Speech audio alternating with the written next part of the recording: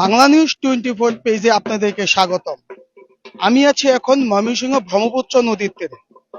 ময়মনসিংহ ব্রহ্মপুত্র নদীর তীরে হিন্দু ধর্মাবলম্বীদের মহাতীর্থ অষ্টমী স্নান উৎসব শুরু হয়েছে। আজ বৃহস্পতিবার ভোরের আলো ফোটার আগেই নদীর ঘাট জুড়ে ভক্তদের দল নামে। নারী, পুরুষ ও শিশু, বয়স্ক সব বয়সী মানুষের পুণ্য লাভের আশায় পবিত্র এই স্নানে অংশ নিতে দূর দূরান্ত থেকে এসে জড়ো হন ব্রহ্মপুত্র নদীর তীরে।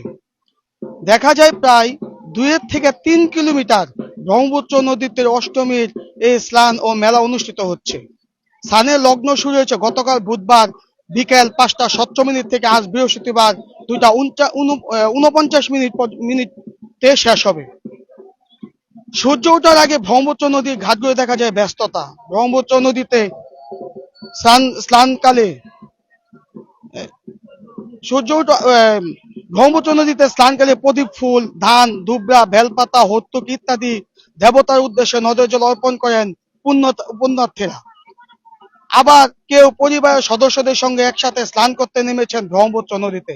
হিন্দু সম্প্রদায়ের ধর্মীয় বিশ্বাস অনুযায়ী অষ্টমী তিথিতে এই তীর্থ ব্রহ্মপুত্র হিন্দু সম্প্রদায়ের ধর্মীয় বিশ্বাস অনুযায়ী অষ্টমী তিথিতে তাদের পাপ মোচন ও আত্মার পবিত্রতা এনে দেয়। এই বিশ্বাস থেকেই প্রতি বছর হাজারো মানুষের অংশ নেন এই আয়োজনে। আমরা একজন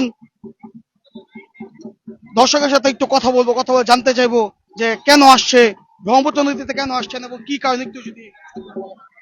হ্যাঁ, এটা হচ্ছে পূর্ণ স্নান, অষ্টমী স্নান। এই স্নান করলে, গঙ্গা স্নান করলে আমরা পাপ মুক্ত হব। এটাই আমাদের মানে ধর্মের শোনাটা আর কি।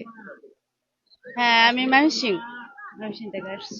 আমরা একজন দিদির সাথে কথা বলছিলাম, তিনি বলছিল এটা হয়তো পূর্ণ স্থান, তারা আশা কথা হয়তো ধর্মের ভিত্তিতে তারা এটা করে থাকে। এছাড়াও আমরা যদি বলতে থাকি ব্রহ্মপুত্র নদীর তীরে ছিল এক অন্য অন্য আধ্যাত্মিক পরিবেশও আমরা লক্ষ্য করেছি। ভক্তরা স্নানের পাশাপাশি প্রার্থনা, পূজা, ধ্যান ধ্যানে ব্যস্ত সময় পার করেন। অনেকে দেখা গিয়েছে নদীর পানিতে দাঁড়িয়ে সূর্যোদয়কে অর্ঘ্য দিতে, আবার কেউ কেউ পরিবারের সুখ শান্তি মঙ্গল কামনা বিশেষ প্রার্থনাও করে থাকেন। শুধু ধর্মীয় আচার অনুষ্ঠান নয়, এই তীর্থস্থানকে ঘিরে নদীর আশপাশ গড়ে উঠে ছোটখাটো মেলার পরিবেশ। ব্রহ্মপুত্র নদীর তীরে থানার ঘাট, কাচারি ঘাট, জয়নুল আবেদিন ঘাট গুলোতে বিভিন্ন অস্থায়ী দোকানে বিক্রি হচ্ছে প্রসাদ, মিষ্টি, শিশুদের বিভিন্ন খেলনা ও নিত্য প্রয়োজনীয় সামগ্রী। ফলে পুরো ব্রহ্মপুত্র এলাকা জুড়ে তৈরি হচ্ছে উৎসব মুখর এক আবহাওয়া। ব্রহ্মপুত্র নদীতে স্নান করতে আসা হিন্দু ধর্মের সাথে আমার সাথে আরো কয়েকজনের সাথে কথা হয়েছে। তারা বলছে চৈত্র সংক্রান্তির আগে এই অষ্টমী তিথিতে তীর্থ স্নান একটি পুরনো ঐতিহ্য। তাদের কাছে তারা প্রতি বছর এই দিনে ব্রহ্মপুত্র নদের ঘাটগুলোতে এসে স্নান করে। অনেকে এই দিনটিকে পরিবারের সদস্যদের নিয়ে একটি ধর্মীয় সামাজিক মিলন মেলা হিসেবে উপভোগ করেন। নিরাপত্তা ও শৃঙ্খলা রক্ষায় স্থানীয় প্রশাসনের পক্ষ থেকে নেওয়া হয়েছে বিশেষ ব্যবস্থা। ঘাট এলাকায় পুলিশ ও স্বেচ্ছাসেবকরাও দায়িত্ব পালন করছেন যাতে কোনো ধরনের অপ্রীতিকর ঘটনা না ঘটে। পাশাপাশি নদীতে নৌ পুলিশ ও উদ্ধারকারী দলও প্রস্তুত রাখা হয়েছে, সেই সাথে ফায়ার সার্ভিস কর্মীরাও রয়েছে।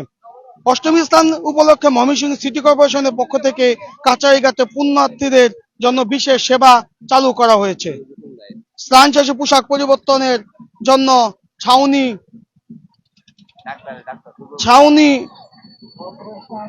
তৈরি করা হয়েছে।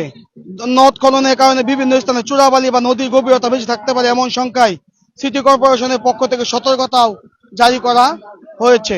সব মিলিয়ে চৈত্র সংক্রান্তির আগে অষ্টমী তিথির এই তীর্থ স্নান ময়মনসিংহ শুধু ধর্মীয় আচার নয়, বরং এটি পরিণত হয়েছে একটি সামাজিক সাংস্কৃতিক উৎসব, যা প্রতি বছর হাজার মানুষের মিলনস্থলে হয়ে ওঠে ব্রহ্মপুত্র নদে। এই ছিল আমার কাছে ময়মনসিংহ ব্রহ্মপুত্র নদীতে সর্বশেষ সংবাদ। ময়মনসিংহ থেকে জাহিদুল ইসলাম, জীবন।